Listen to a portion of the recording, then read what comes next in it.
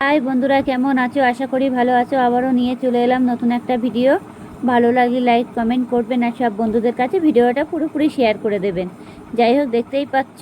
আর তার আগে বলে রাখি যে ভিডিওটা পুরোপুরি দেখবেন, টেনে টেনে দেখবেন না, তাহলে কিছুই বুঝতে পারবেন না। যাই হোক, এখানে আমি মাগুর মাছ নিয়ে নিয়েছি।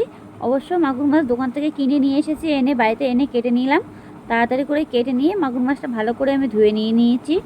অবশ্য মাগুর মাছের ভিতরে অনেকটা কাদা কাদা ভাব গন্ধ থাকে, যেটি হোক মাটির ভিতরে থাকে তো, যার জন্য আমি মাগুর মাছটাকে ভালো করে ধুয়ে নিয়েছি। ধুয়ে নিয়ে আমি একটা পাত্রে তুলে নিয়েছি। দেখতেই পাচ্ছি এখানে অনেকগুলো মাগুর মাছ আছে।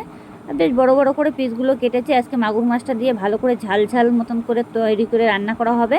এবার ভালো করে ধুয়ে নিয়ে আমি পাত্রের মধ্যে নিয়েছি। নিয়ে আমি লবণ আর হলুদ দিয়ে দিয়েছি। দিয়ে এটাকে আমি ভালো করে মেখে নেব। যেটি হোক, এটা সুন্দরভাবে মেখে নিয়ে এটা কিছুক্ষণ একটু মেখে নিতে হবে ভালো করে, যত মাখবে সেতও মাছটা ভালো লাগবে। মানে লবণ হলুদটা মাখিয়ে রেখে দিলে পরে মাছটা শক্ত থাকবে, আর তারপরে মাছটা টেস্টি হবে বেশি। কিছুক্ষণ তো অন্তত রাখতে হবে। অনেক অনেক সময় দেখা যাচ্ছে মাছটা তাড়াতাড়ি করে নুন হলুদ মাখিয়ে কড়ার মধ্যে ছেড়ে দেয়, সেরকমভাবে করলে হবে না। যাই হোক, এটাকে আমি কিছুক্ষণ মাখিয়ে রেখে দিলাম। দিয়ে আমি যে সবজিগুলো যেটুকু দেবো, সবজি তো বলে কিছুই না, খালি মাছটাকে ভালো করে একটু ঝাল ঝাল মতন করে করতে হবে, আর খেতেও কিন্তু দারুণ হবে। আর যাই হোক, তার আগে এবার আমি মাছটাকে মশলা নুন হলুদ মাখিয়ে রেখে দিয়েছি। দিয়ে এবার আমি কড়াই বসিয়ে দিয়েছি। কড়াইটা আমার ভালো করে গরম করে নিতে হবে। এবার কড়াইতে আমি তেল দিয়ে দিয়েছি, দেখতেই পাচ্ছি বেশি করে তেল দিয়ে দিয়েছি।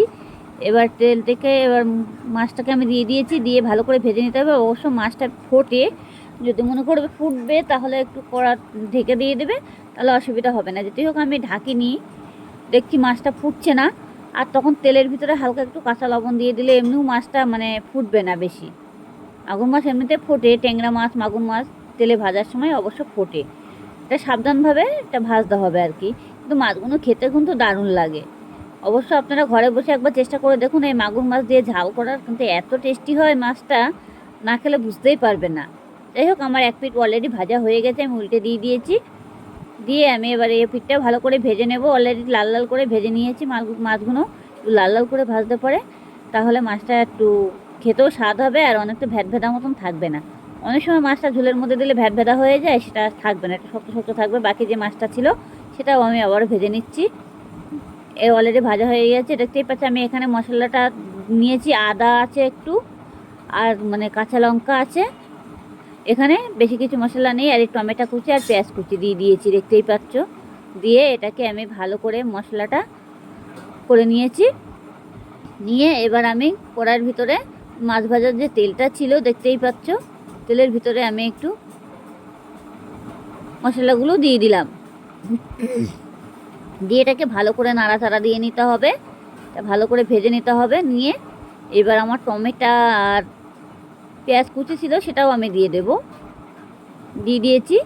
দিয়ে এটা জিরের গুঁড়ো, হলুদ গুঁড়ো যেটুকু দেওয়ার দিয়ে দেবো। তো ভালো করে নুন আর গুঁড়ো লঙ্কা অল্প করে দেব। আপনারা যেমন লঙ্কা খাবেন তেমন দিতে পারবেন, কোনো অসুবিধে নেই।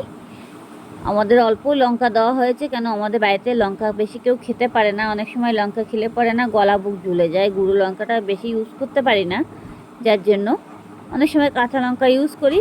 গুঁড়ো লঙ্কাটা ইউজ করলে না গলার ভিতরে জ্বালা জ্বালা ভাব করে। গুঁড়ো লঙ্কা অবশ্য খাওয়াটা বেশি উচিত না। যাই হোক, আমি দিয়েছি। আজকে তো মাছটা একটু ঝাল করবো, তো সব দিন তো সমান যায় না না।